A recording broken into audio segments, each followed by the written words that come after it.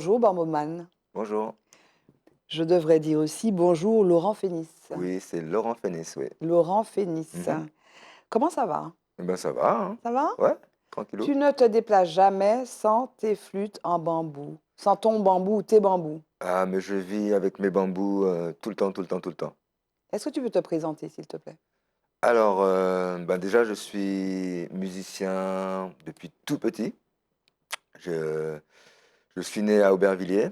J'ai été bercé par le jazz, le blues. À la rue Daniel Casanova. Ouais, rue C'est Daniel quoi la rue Casanova. Daniel Casanova? En fait, c'est un quartier d'Aubervilliers avec une cité HLM.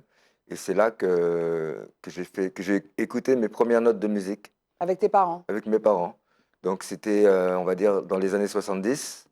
J'ai été bercé par Miles Davis, Joel Coltrane, des bluesmen aussi, Muddy Waters, John Lee Hooker, et la flûte des Andes aussi. Et Ravi Shankar qui joue du sitar. D'accord. Mais alors, tes parents écoutaient donc cette musique-là, ton père ou ta mère ou les deux? Les deux. D'accord. Et ils étaient musiciens eux-mêmes? Alors mon père, lui, jouait du blues.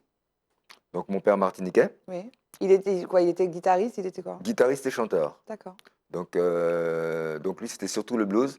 Et ma mère, elle peignait pas mal de choses. Ta mère Bédier. Ouais. Au-delà de la musique, ton souvenir de cette cité rue Casanova, Aubervilliers, donc c'est une grande cité HLM, une tour comme on dit, c'est quoi? Qu'est-ce qui est attaché à cette... Parce que tu es resté là jusqu'à 6 ans, Mhm, après tes parents se sont séparés, donc mhm. tu es parti en Martinique avec ta mère. Et quelles sont les images attachées au-delà de Miles Davis, Coltrane? Il y a d'autres images attachées à cet environnement? Je trouve que dans ce lieu où il y a beaucoup de béton, il y avait aussi beaucoup de couleurs. Parce qu'on retrouve un petit peu toutes les ethnies mélangées. Mhm.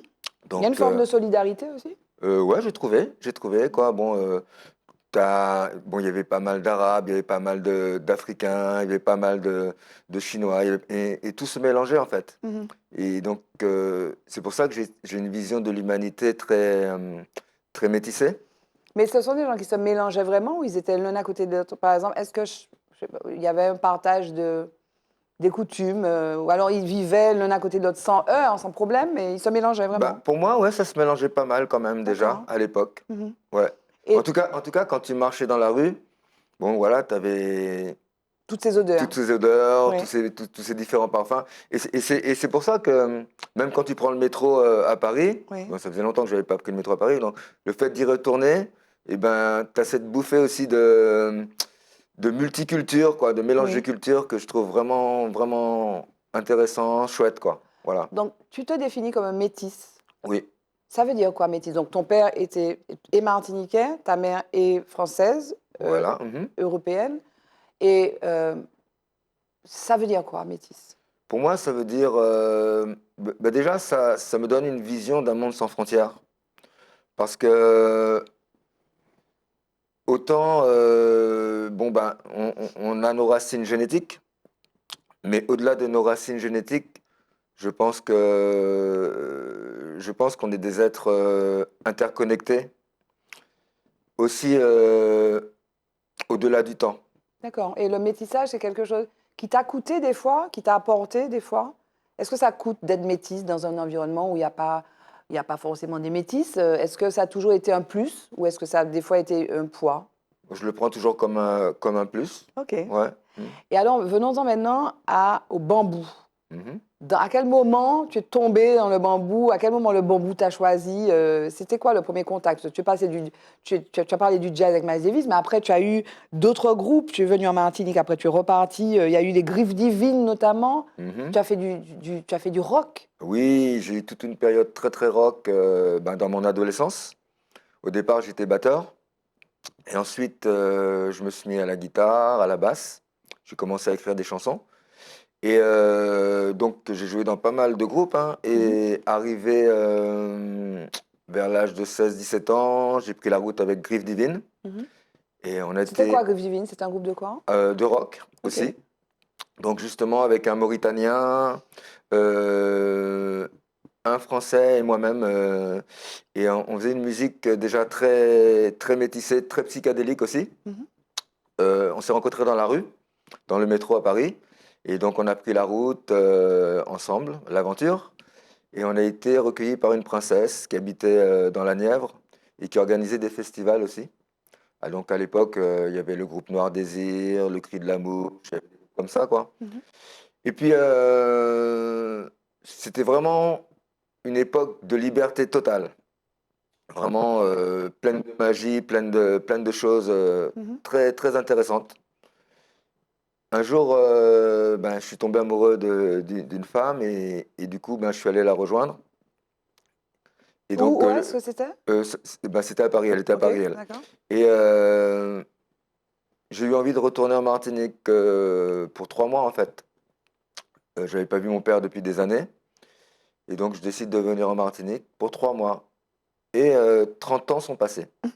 Voilà, parce que bon, D'accord. après, j'ai eu des enfants, on a eu des enfants ensemble. Et puis, un jour, j'étais dans la forêt, comme ça, assis devant une touffe de bambou. Et puis, j'entends comme une voix qui me dit, ça, c'est la clé, Mhm. c'est ce que tu es venu chercher.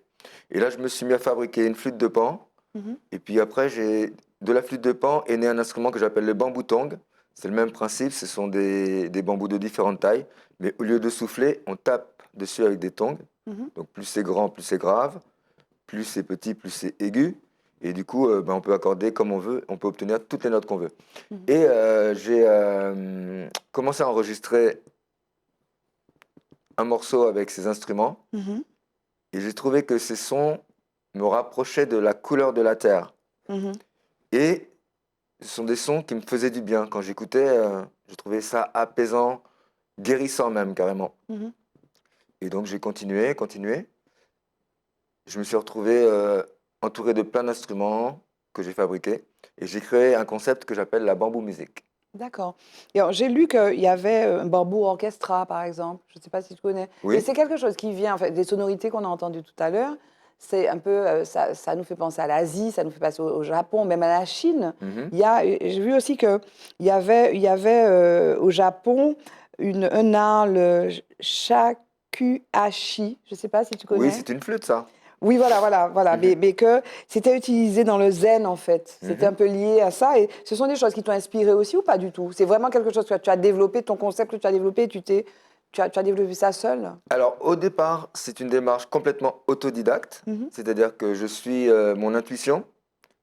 Par exemple, je vais fabriquer quelque chose, je vais essayer de faire quelque chose, et d'un seul coup, cette chose, je vais peut-être me tromper. Et le fait d'avoir fait l'erreur me conduit à autre chose D'accord. auquel je n'aurais pas pensé. Et du coup, je découvre quelque chose. Mhm. Moi, je pense que tout existe. On retraduit simplement des choses qui existent déjà. Mhm. Mais je n'ai pas copié sur Non, telle non, mais chose ou ma telle question, c'est chose. est-ce que tu t'es inspiré? Est-ce que tu as écouté, par exemple, voilà, le shakuhachi? C'est une petite flûte, Eh ben, effectivement. Mais il y a l'art du shakuhachi, en fait. Il y a ça, un c'est art. venu après. D'accord. C'est-à-dire que, comme je dis, ma démarche est vraiment intuitive et autodidacte. D'accord. C'est-à-dire c'est vraiment seul, quoi. Mhm. Les inspirations, elles viennent comme ça, quoi. D'accord. Voilà. Et alors, donc c'est bien en Martinique que tu as rencontré le bambou. Mhm. Et alors, passe un peu vite sur ton itinérance parce que on a parlé d'Aubervilliers, de la rue Daniel Casanova. Tu es venu en Martinique, tu étais chez Oui. ta grand-mère Betty et ta tante Renée, il me Mhm. semble. Qu'est-ce que tu as, à quoi tu t'es connecté en Martinique? Et puis à un moment, tu es revenu en Martinique aussi. Ça faisait Mhm. un moment que tu n'avais pas vu ton père. À quoi tu es connecté en Martinique? Est-ce que cette Alors, musique-là, pour le dire autrement, tu pourrais la jouer ailleurs? bien sûr, Ok. la musique, c'est partout, hein. J'ai été joué en Hongrie, Mhm. j'ai été joué au Pérou, j'ai joué en Colombie, j'ai joué en Afrique, D'accord. au Ghana, au Sénégal. Ouais, ça passe partout, en fait. Mais la naissance de cette musique-là, c'était bien dans cette forêt, ici. C'est en Martinique, oui. Voilà. Mhm. Et à quoi ça, tu es connecté quand tu es ici, du coup, Ben, la nature, hein, en majeure essentiellement? partie. Mhm. Parce que c'est un lieu dans lequel on se retrouve soi et on est au calme. Et c'est ça qui t'inspire? Bien sûr, c'est ça, beaucoup. D'accord. Mhm. Et alors là, tu vas donner un concert. Tu vas donner un concert donc le 30 mai à l'Atrium. Tu as composé spécialement pour ce concert ou c'est ce que tu as l'habitude de jouer Oui, alors là, c'est une résidence d'artiste, c'est une sortie de résidence d'artiste Mhm. porté par Tropicatrium. Et je serai accompagné de Félia Zami, qui est une danseuse avec qui je travaille depuis quelques années maintenant, et avec qui j'adore travailler parce que justement, elle ressent la musique, Mhm, elle la vit. mhm, Il y aura aussi Lisa Silla, qui est professeure de yoga. mhm. Ma musique aussi, elle est très en harmonie avec tout ce qui C'est un peu est méditatif. méditatif, Ouais. yoga, tout ça. Et il y aura aussi Hervé Herry, qui lui aussi fabrique des flûtes et pas mal de belles choses, Mhm. qui sera aussi en tant que musicien avec nous. Donc, vous faites la résidence Mhm. et après, vous faites le concert. Le concert aura lieu le 30 mai Oui. et là, pour l'instant, on est encore en train de travailler dessus. D'accord, vous êtes en résidence, c'est au moment où on parle. Oui, Ok. Et alors, comment vous travaillez? Qui c'est qui apporte l'inspiration? Comment vous travaillez ensemble? bon, c'est moi qui propose un répertoire en fait. D'accord. Je propose un répertoire et puis on travaille ensemble dessus. Et le yoga, c'est étonnant quand même que Lisa Silla, donc qui fait du yoga, comment elle s'inscrit dans... Bah, le yoga, déjà, c'est aussi quelque chose, c'est l'harmonie du corps Mhm. et de l'esprit. Et c'est aussi une danse quelque part. Tu pratiques le yoga, On peut le toi? danser, très peu. Et alors, donc, comment tu composes? Comment tu composes? Je veux comprendre comment tu composes. Comment je compose? Oui, comment tu composes? Les airs, les mélodies, comment tu composes? Dans quelle situation tu composes? Bah, tu sais, le matin, quand je me lève, voilà, bon, je prends un instrument, je joue, Mhm, il y a quelque chose qui vient, hop, j'enregistre, quoi. Et après, je réécoute ce que j'ai enregistré mhm. et je dis, tiens, ça c'est joli. Et du coup, ben, je le précise, quoi, après. D'accord, Voilà. ok. Et puis maintenant, on a tous les outils pour enregistrer aussi et orchestrer sa musique. Mhm. Donc, je travaille à la maison avec Studio One, tu sais, c'est un logiciel Ouais. qui me permet d'enregistrer toutes les pistes. Donc, voilà, je joue la flûte, je fais un rythme, Mhm. voilà, quoi. Petit retour en arrière, tu disais que tu as composé ta première chanson, tu étais assez jeune, hein, tu as Mhm. commencé la musique. Tu te rappelles de cette chanson? Ça s'appelait Soleil. Comment ça faisait? Ah, soleil là, bah nous la force pas pleurer, bah nous force pour résister, bah nous l'amour. Un Ok. truc comme ça. La suite pour toi, c'est quoi? Donc après ce concert, c'est quoi tes projets? Tu as déjà beaucoup voyagé, c'est quoi les projets?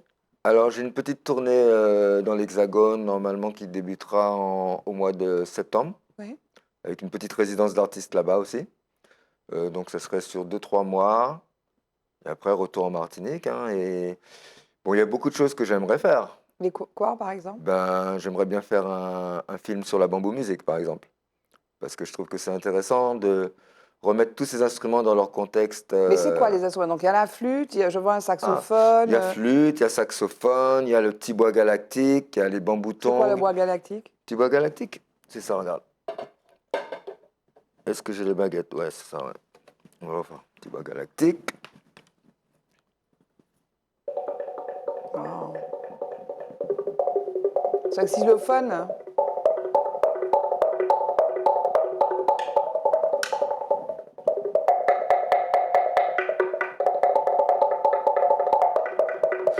En fait, quand tu es dans la forêt, que tu joues ça, c'est comme si tu faisais du morse, tu sais.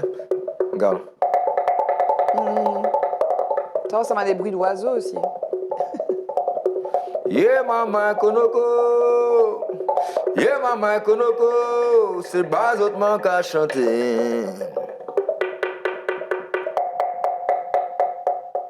Tu joues avec. Il y a d'autres personnes que toi qui jouent d'autres instruments. Bien sûr, ben Ok. là, Tu as tout un orchestre on, avec du bambou. on est 4 là. Ok. On est 4. Bon, j'utilise aussi la technologie moderne, c'est-à-dire que j'utilise des pédales de looping, tu sais, pour faire des boucles. Ouais. J'utilise la vidéo aussi. Ok. Alors, sur la vidéo, on va retrouver des personnages que j'ai créés avec des masques en calebasse, qui sont aussi des musiciens. Donc, ils jouent, ils envoient quelque chose sur scène, Oui. et je joue avec eux. Le Voilà, mot de nous la jouons fin, avec eux. le mot de la fin, ce serait quoi, Bambouman? Venez le 30 mai découvrir ce concept très original qui est la bambou musique. Ok. Et là, Voilà, on se quitte avec quelques notes encore, avec s'il quelques te notes. plaît. Oui. Bah, je vais vous donner un petit son de saxophone alors. Oui, avec plaisir. Ok. Merci, Bambouman. Yeah. Merci à toi, Barbara.